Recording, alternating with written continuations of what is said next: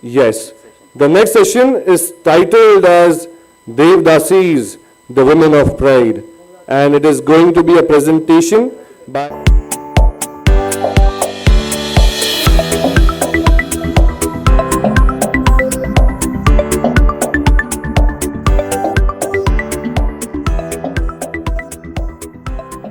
is an author and renowned Bharatanatyam dancer, prime disciple of Guru Karanjeevan Elappa Pillai, steeped in the culture of Thanjavur.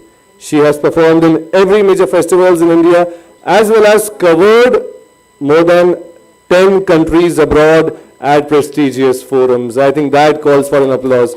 10 abroad countries. Her insightful authorship of acclaimed books such as Bharatanatyam, the Tamil Heritage, Women of Pride, the Devdasi Heritage, Kapaliswara Temple have earned her a special place in the world of dance, and many awards and titles, as I previously said, have been conferred to Lakshmi ji, including the National Sangeet Natak Academy Award and the prestigious Nritya Kala Nidhi Award for the Music Academy Madras. And noted for her Abhinaya, Lakshmi ji makes her dance visual poetry, and she is also a trained vocalist. और मैं चाहूँगा कि हम फिर से दिलकश तालियों के साथ उनका स्वागत करें इस मंच पे. Namaskar to all of you. I would first like to thank Bhopal Literature Festival, the director Raghav Chandra and his whole team for inviting me to speak about a very interesting topic, the Devdasi heritage. The Devdasi heritage actually is common to the whole country.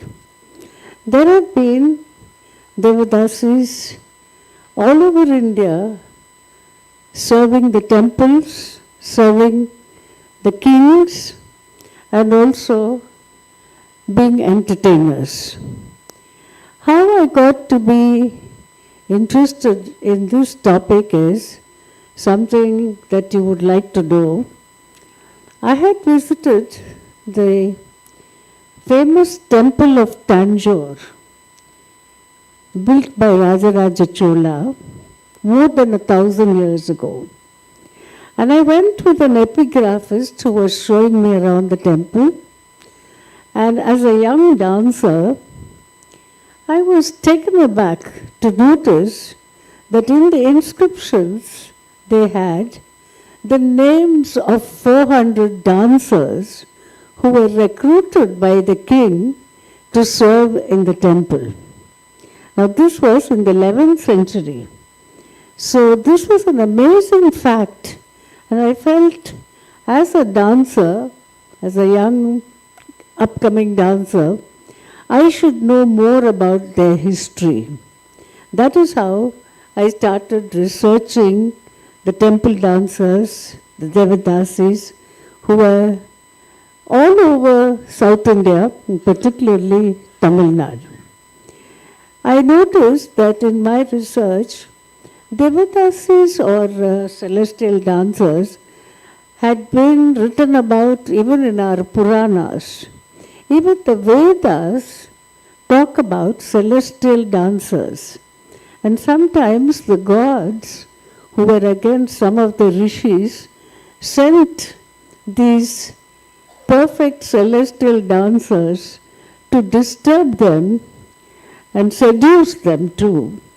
So these are all Purana stories which we have heard about sages and celestial dancers. And they were always described as ideal women. They were beautiful, according to the Puranas, in every way. They were made almost as if the gods had made them to be dancers. And the proof of this you find in all our ancient temples, where dance is depicted in beautiful sculpture. This is something that intrigues many foreign visitors because none of their places of worship have dance engraved on their walls. It is something very special to India, and it is particularly so because at one point, what is known as the agamas, that is, the spiritual texts, prescribed dance as a ritual form of worship. That is how Rajaraja Chola, the great Chola king, decided to recruit from all the villages in his empire, from each temple, the best dancers to work in this great temple. And their duties were also recorded. Not only that, I sat down and wrote the names of the 400 dancers, the street on which they lived, because the king had given them houses, and they were liberated women to the extent that the king gave them property. So it was a matriarchal system, and it was probably one of the earliest matriarchal systems because the property and wealth that the king gave the Devdasis went to their daughters. So these aspects of the Devdasi intrigued me a lot, and I studied more about their artistic life. That interested me because, after all, I am a Bharatanatyam dancer, and this is only my third visit to Madhya Pradesh. I must say that I enjoyed performing in Khajuraho and also getting an award there. But Bhopal is a beautiful city, and I'm sure I'll visit it again because it's full of art everywhere and it's so colorful and really beautiful. The beautiful temples of South India, particularly Tamil Nadu, they are actually living history because each temple has inscriptions. And from these inscriptions, you learn that the Devdasis who were employed in these particular temples were also philanthropists. Each century gave the Devdasis different names. They were called Ganika, Rudra Ganika, and so on. But when they became wealthy, they decided that they should not only serve the god doing ritual dances, but also donate. You find inscriptions where the Devdasis have plated the roof of the temple with gold. They have presented gold lamps, and they have also given land where it says they have given a farm and even animals like cows and goats so that these lamps are lit forever. So these Devdasis were unusual women in the sense that on the one side, they had to become experts in dance and music, and on the other, they had a status in society. Kings had their favorite Devdasis, of course, and in Tanjavur you see in the inscriptions and also in the palace records how the very talented ones were given special duties and also paid more and made to dance on special occasions. One of the most fascinating reports about the Devdasis, which is not very completely complimentary but still descriptive, is about foreign writers who came to the kingdom of Vijayanagara. Because after 100 years, when the Tamil dynasties came down, it was the Vijayanagara Empire, which had its capital in Hampi, which revived all the arts. There came about a renaissance of dance, ritual dance in temples, and rebuilding of temples. During this time, there were Portuguese visitors who described the elaborate celebrations for Dasara, where there were processions and where the dancers came and danced and how they were decked out in beautiful jewelry. But some of the missionaries, of course, had their own say. They felt that this was very primitive, They said they were dancing like devils because they didn't understand anything that the Devdasis did. Whereas some of the other writers have described their beauty, their houses, their jewelry, and so on.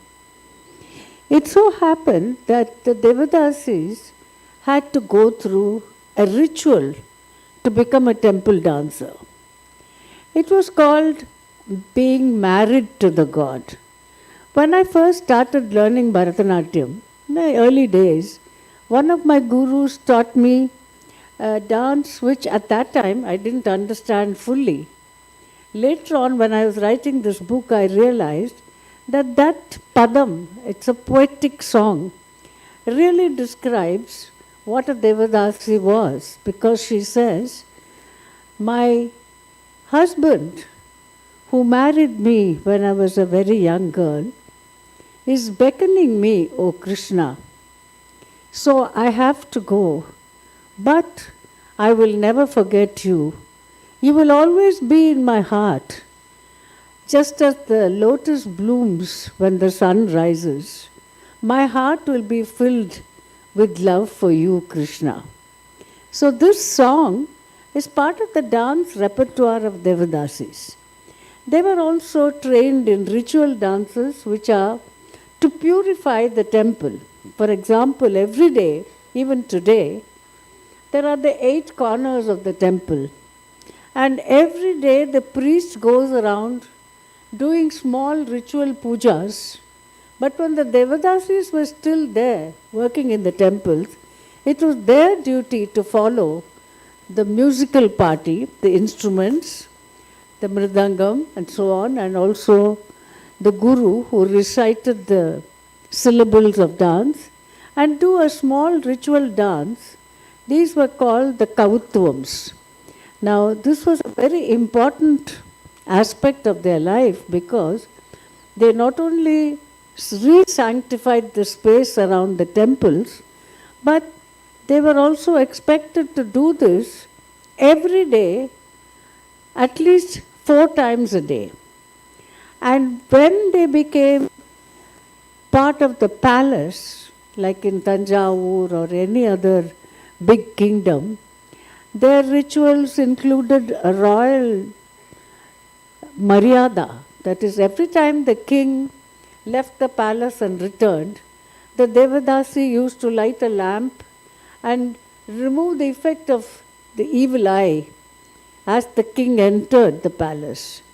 So they had a multiple kind of roster of duties to follow as ritual dancers and also as entertainers in temples. The beauty of the Devadasis' repertoire of dance is that they followed the poetry which was all written by men. All the poets were men. They were the Nayika or the heroine, and the only Nayaka or hero was the god himself. So from the 7th century onwards, there were songs which are still sung in temples where the song is addressed to the Lord, the divine Lord, and the poet is the heroine who is longing to be one with him. Just as in Jayadeva's Gita Govindam, which you will hear about later, there is this attempt of the Jivatma becoming one with the Paramatma. This was a part of the poetic content of the Devadasis dance, particularly in front of the kings and inside temples. They also had a very big following because they belonged what was known as the Chinna Melam. It's a small community, they married within their own community. And the Periya Melam was the Nagaswaram or musicians. So these two groups always worked together in temples, and they had a great status in society. It is known that the kings respected them so much that he gave them titles, just as we get Padma Shri and Padma Bhushan today. They were given titles calling them Manikam, which is the gem, a ruby, or the king's favorite golden girl. So these were all common events, and it is all recorded in inscriptions and also in the writings which we find in the palaces of South India. I went to meet some of the lasts of the Devdasis. This was in the 70s. By that time, what had happened was in 1945 and 47, the Devdasi reform movement happened, not only in Tamil Nadu but also other states, where they banned the dancing in temples and public places by Devdasis. This was because all the kings had lost their kingdoms and they could not patronize the Devdasis. Therefore, they lost all their wealth. They had to go away from their houses. In fact, they were in penury after living a very comfortable life patronized by the king. So the law took more than 25 years to be brought into service. But in the meantime, they moved from Tanjavur and other villages to Madras. At that time, Chennai was known as Madras, and formed a new community there. It was known as Georgetown, named after King George. And they had their own life there of composing dances with their gurus. That is how the dance came to Madras. The Bharatanatyam that we see today is a legacy of the Devdasis. They lived in Georgetown and their gurus started teaching other girls of good families who were keen on learning the dance form. And among the very first people who saw the Devdasis dancing in Madras was the famous Rukmini Devi, who started an institution called Kalakshetra in Madras. She was a person who had a great vision for India, and she wanted a school which would be for a study of international art and also Indian art in specific ways, with music, dance, sculpture and painting. That school is now nearly 100 years old and it is still functioning. And she introduced a lot of crafts to go with the dance and music schools, and encouraged hand-woven silks. This sari is from Kalakshetra. And they had a campus very much like Rabindranath Tagore's Shantiniketan. Students still live there and learn the art of Bharatanatyam and Carnatic music. They also learn painting, sculpture and other allied arts. But what happened during the colonial times was that the dancers who used to dance in palaces and temples were called upon to give performances known as Nautch. Nauch, Nautch. Nautch is a kind of wrong interpretation of the Hindi word nachna, which is to dance, but the British called it Nautch. And they thought that it was a social activity. All the British powerful lords and ladies said, we must have a Nautch party. So the young girls from the villages, the Devdasis, were brought to Madras and made to perform for these colonials who thought that it was very exotic. It made them feel as if they themselves were Maharajas. And of course, they couldn't understand much of the dance, but they felt that they were part of the culture. They even tried to dress like the Maharajas with jewelry and turbans and so on. So this was a part of the late 19th century and early 20th century too.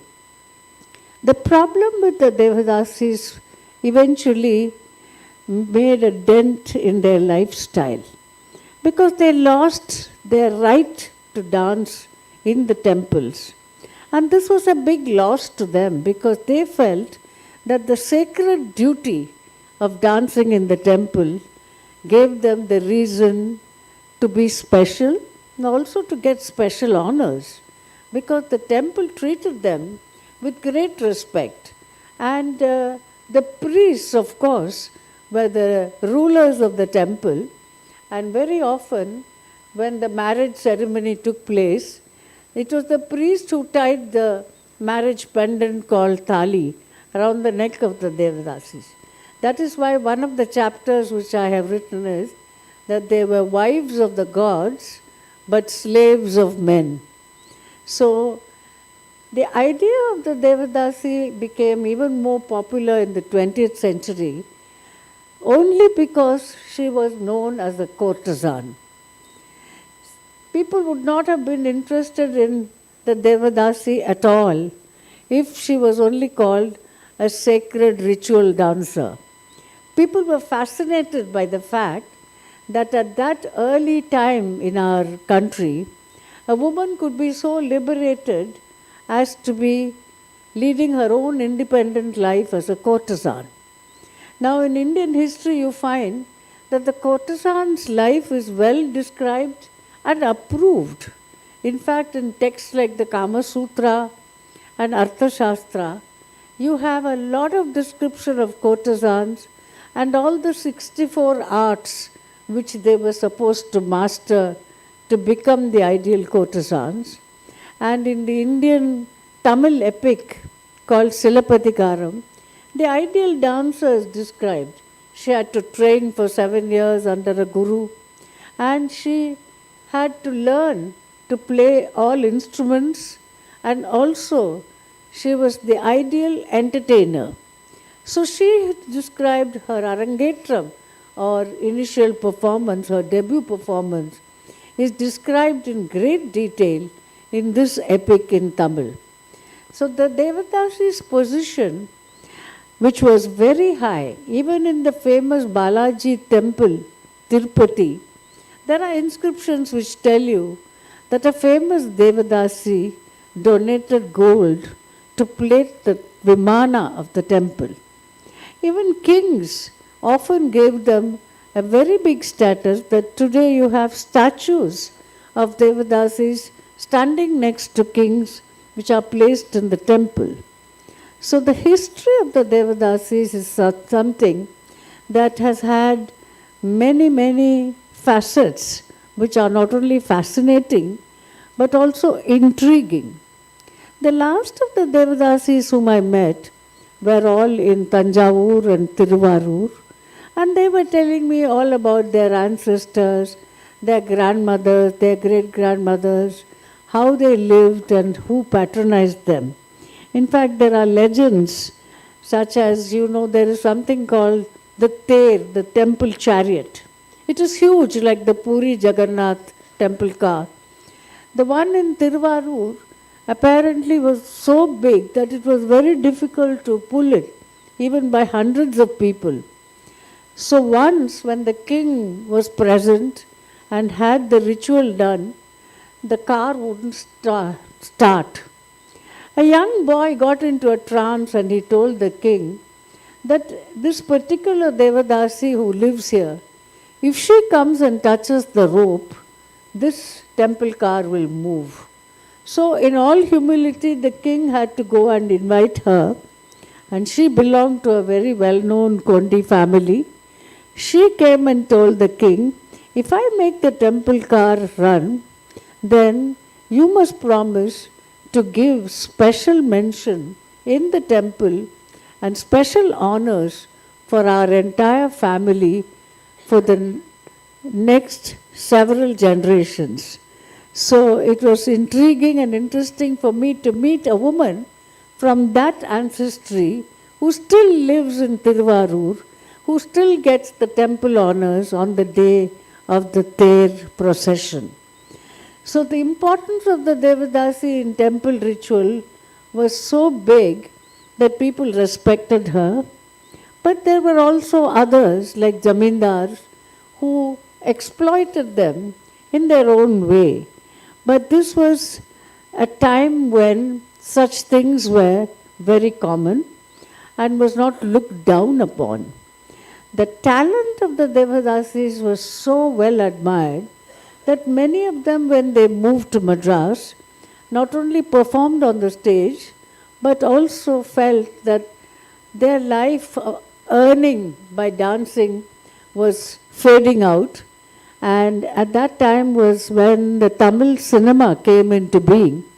So many of them were quite willing to act in movies because they had good talents, good-looking women who could sing and dance. So many of them joined the Tamil cinema and made a big name for themselves. I had a recent experience of reading about a Devdasi whose life I had sort of vaguely read about some years ago. She was known as Tiruvarur Jnana, a very young teenage dancer, very beautiful girl. And I saw suddenly that people had found lots of beautiful photographs of her, published by foreign writers. And she was so pretty and young. I was looking at her photographs, then they also found foreigners writing about her performance. I'd like to show some pictures of this legendary young dancer. Can we show the pictures, please? That is her. She was a very young and extremely talented beauty called Jnana. Jnana means wisdom. So that was her name. Continue. In those days, Devdasis felt that if they were photographed, their life will be shortened. So very rarely they could be photographed. Continue. Her dance performance has been recorded by foreign writers that it took place in the Rayapuram railway station in Madras. This is an old picture of the railway station built by the British, and it is said that it is the first railway station of India. Continue. This is how it looks now. I went one day and photographed it to know where Jnana danced. And she danced for Prince Edward, the Prince of Wales, who was the son of Queen Victoria. He was waiting, like our Prince Charles today, for more than 60 years to ascend the throne. In the meantime, he was touring the Commonwealth and he was quite a ladies' man. Continue, please. Continue. He was, Prince Edward was so taken up by Jnana's dance that he admired her, wanted to speak to her even though she didn't know English, and felt that the entertainment, the Notch party, was very special and very good. This is how it looks today. Just continue and I'll be talking, okay? And this is really the oldest railway station in Madras. This is Prince Edward when he visited Madras in 1875, when he saw the dance. And these are sketches made by foreigners looking at her dance, where all the musicians were usually standing behind her and playing different instruments. Here again is a studio photo, and many foreigners misspelled her name as Guyana and so on. So we had to decipher that it was Jnana. Continue. This is another girl who used to dance with her. They were dressed in pure cotton costumes, but wore good heavy jewelry. Continue. This is a group photo with her orchestra. Continue. These kind of photographs were all taken by foreigners and used as picture postcards to send to their friends abroad, especially from Pondicherry, which was then French territory. And this group was sent as like a dowry when a Tanjavur princess got married to Sayaji Rao Gaikwad in Baroda. They sent these two dancers and the whole music group as part of the dowry, and they remained there. And to this day, there is a Baroda school of Bharatanatyam. Continue. These photographs were all very popular because when people went to India from Europe, they had to send these kind of picture postcards. And then there were these things called the company paintings. A lot of artists liked to paint the dancers and the musicians in very quaint colors. So these you find in the Victoria and Albert Museum and also in the British Library. We found out from the dance description that Jnana had done a song, a Varnam and Usaini Swarajati, which we are still performing. And I am very happy to say that I was the first one, I think in 1971, to perform that dance in Europe in the Opera Nationale in Brussels. So they also did folk dances like, this is like a maypole dance with the ribbons. So in those days, Devdasis were asked to do classical as well as folk dances, and they were painted by Europeans to look like ballerinas. See, these were all done by Europeans. It's their idea of the Indian nautch. And this is a very famous pair. These are the two girls who went to Baroda. They're called the Baroda Nautch girls. I think this is a statue of Amélie Amma. This was also carved by a Frenchman who saw the Devdasis dance in Paris. Stop. Lakshmi ji, I'm so sorry to interrupt, but we have just 5 minutes to spare with us, so I believe we can open the round for the audience to ask any questions. Yes. If you have a question, any thought, you can raise your hand. We have time for one question. So mic आप तक पहुंच जाएगा. Any questions? Yes. Yes. Mic दे दीजिए please. नमस्कार ma'am, मेरे पास कई question है. तो जस्ट स्टार्टिंग में फर्स्ट क्वेश्चन कि आपने बात की जैसे राजा उन्हें बुलाते थे स्पेशल ओकेजन्स पे, तो ये जो देवदासी वो जो नृत्य हुआ करते थे स्पेशल ओकेजन्स पे, वो धार्मिक अवसरों पे होते थे, उनके त्यौहार होते थे उस पे होते थे, या राज Sorry, you have to tell me what she said. What Yes. did she? What Please did pass she- on the mic to Kaniz ma'am. Good afternoon. First, I must say pranam because I cannot touch your feet from here. I'll tell you, her question was, the dances that were performed by the Devdasis, were they religion related or were they festival related, or did they have another kind of folk or popular meaning? Correct? Whenever a prince or a king would invite them, were they to dance a religious dance, a festival dance? Yes, Yes. they did both. They did both. You see, they had ritual dances specifically meant to be danced in temples. They also did secular dances which were composed for the dance by poets and musicians. But most of the time, even the very, what you call certain dances known as javalis, it's a very light love song, playful, mischievous, sometimes even very naughty. But in the end, the last line will always have a reference to some deity of the local place where the composer composed it, because they wanted the approval of the nobles. They didn't want it to be just, as you see in Hindi cinema, just a tawaif song, but something to do with some sacred love between, say, the Nayika and Krishna, or the Nayika and Muruga. It was a way of legitimizing their activity and also bringing some dignity to the performance. If you're in a big stage in front of an audience like this, you have to have that kind of level of communicating Shringara, at the same time making it something above the ordinary. It's not like a filmy love song, which are also sometimes very nice, but this had a kind of an elevating experience for the viewer. You will remember it because you will go home and say, oh, she showed Krishna looking at Radha with very loving eyes. That was very nice.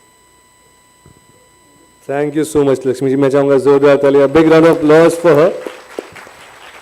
It was a graceful feeling to listen to you. And now I would like to invite on stage a member of Society for Culture and Environment, Meenakshi Duaji, to please come forward and shower our respect and love as a memento by presenting a memento to respected Lakshmi ji.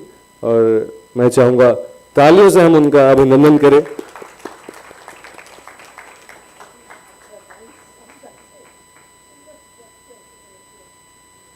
Shared gems of information about this beautiful art called Bharatnatyam dance and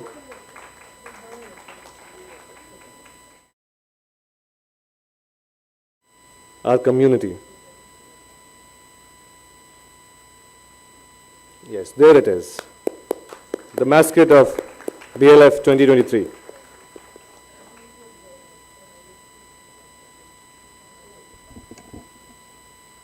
Thank you so much, Lakshmi ji and Meenakshi ji, for being with us. It was an honor for us to have you. Okay, so the audience here. Now, of course, हम चाहते हैं कि एक two-way communication रहे. हम आपकी भी सुने और हमारे authors की भी सुने.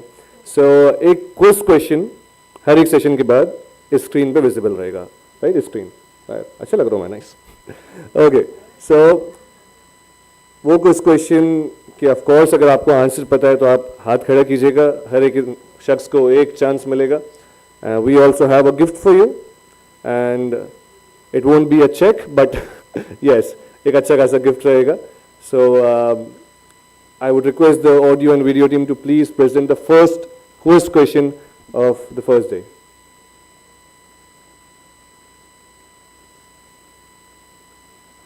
वहां पे सबसे पहले हाथ खड़ा हुआ है.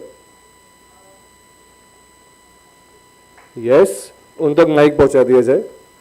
अपना नाम बताइएगा एंड प्लीज मोबाइल्स अंदर रहें कृपया करके. गूगल बाबा की हेल्प नहीं ले सकते हैं आप. Yes, Sorry in advance if I am not sure. I think Vikas Divyakirti sir. Actually not. Well tried but yes, well tried. Yes, यहाँ पे वन ऑफ आवर ऑथर्स.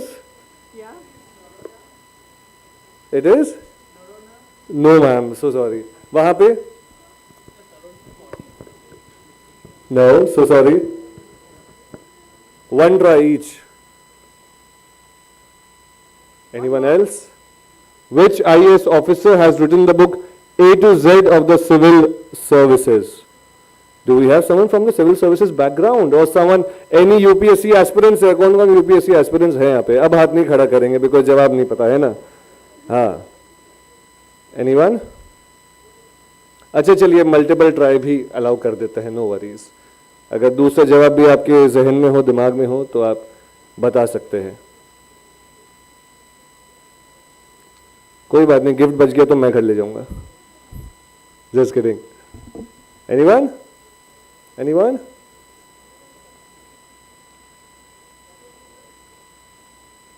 नहीं नहीं नहीं, no no. Okay, so the answer is Kush Verma.